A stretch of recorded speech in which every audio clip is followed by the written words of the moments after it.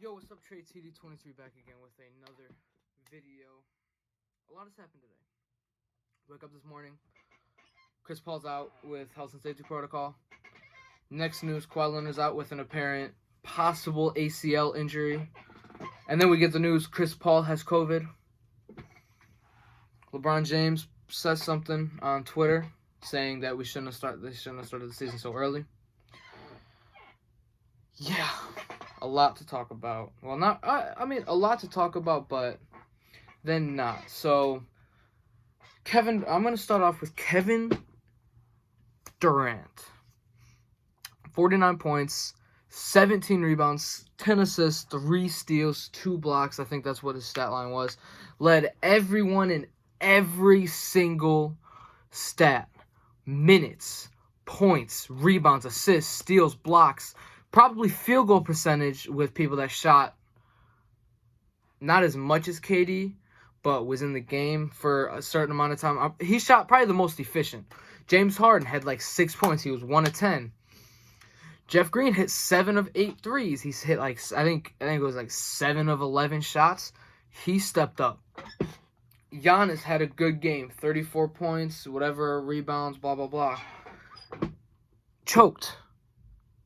Missed a free throw to tie the game. Then fumbled the basketball to possibly tie the game as well. Durant clutched it. 20 points in the fourth quarter. Hit a big 3 to put them up.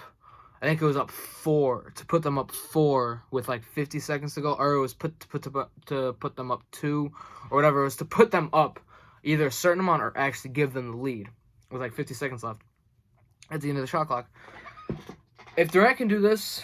If Kyrie is out for the playoffs and Harden is not himself at all like he was last night, and Kevin Durant does this and they win the championship, best player on the planet. Best player right now. Not ever, but of right now. If Kevin Durant can keep doing this, even if he can go to Milwaukee tomorrow or the next, I don't know when the game is, and win that game with him doing that, or with him just winning the game at all, best player in the NBA. Until LeBron James comes back and proves that he's still the best player, Durant is right now. If he can keep this up. If this is a one-time thing, then I'd still consider him the best player, but LeBron would have a redemption season next year. Even though it's year 19, don't know. If LeBron's not the same, then it's going to suck not having LeBron at top. He's still going to be a top 10 player in the NBA. Until he retires,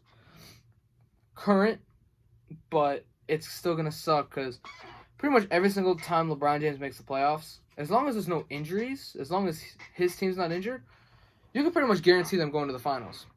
Like, this past season, Anthony Davis was injured, LeBron James was not fully healthy. You can say the same thing about Chris Paul. Chris Paul had an injury. He didn't play good, but Devin Booker gave them buckets, and Anthony Davis was a no-show except for game probably 2 and maybe 3. And DeAndre Ayton stepped up. And when Jay Crowder's hitting his shots with the Suns, as long as Chris Paul's healthy, I don't know a team that could beat them besides the Nets, like I've said in previous videos. But in order for the Suns or the Nets or the in order for the Nets to win, Kevin Durant has to do what he did last night. Has to do everything.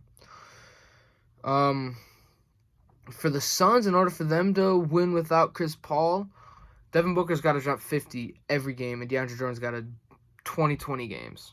That's what he's got to do. That's what's got to happen, and their role players have to hit shots. Devin Booker has to be their Chris Paul and Devin Booker. He has to be Chris Paul, and Devin Booker against the Jazz or the Clippers. I'll get to that series in a second. He just has to give him buckets. I don't think Donovan Mitchell can handle Devin Booker, even though Donovan Mitchell is like he's more built than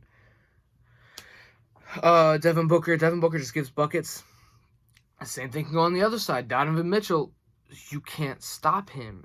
If he can get to the lane, no one's stopping him. If he gets that 3 off, his jump shot is so beautiful though.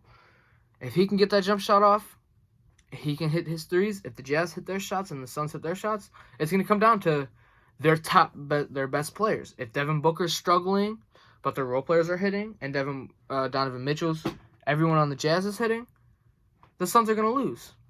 I don't because is Chris Paul their best?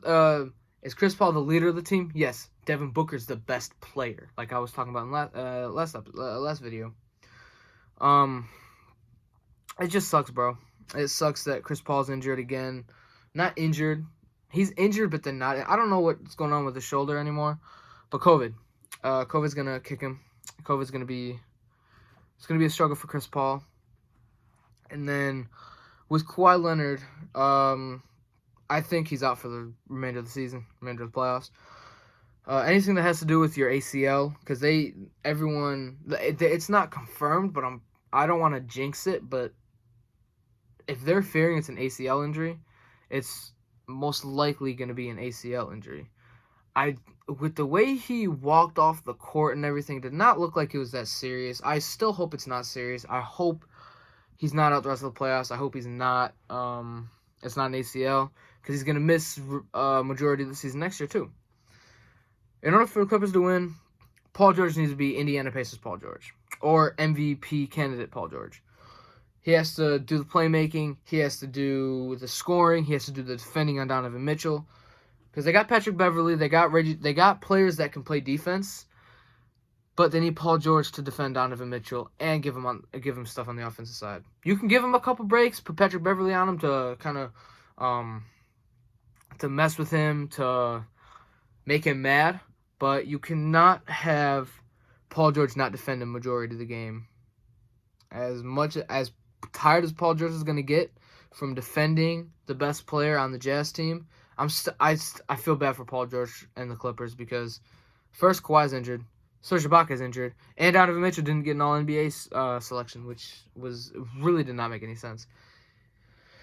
But yeah, honestly, this changes the whole direction of the playoffs. If Chris Paul's out for the entire Jazz and Kawhi's out for the entire series against the Jazz, it's the Jazz's series to lose. It pretty much is, because both their leaders / best player is gone. He's done. They're done. I don't see Kawhi coming back. Do I want him to come back? Yes, but I don't see him coming back. It sucks, but just the reality of the game. And with Joel Embiid's injury, I still think they're gonna win, because Clint Capella's not stopping Embiid. Ben Simmons can lock Trae Young up and everything.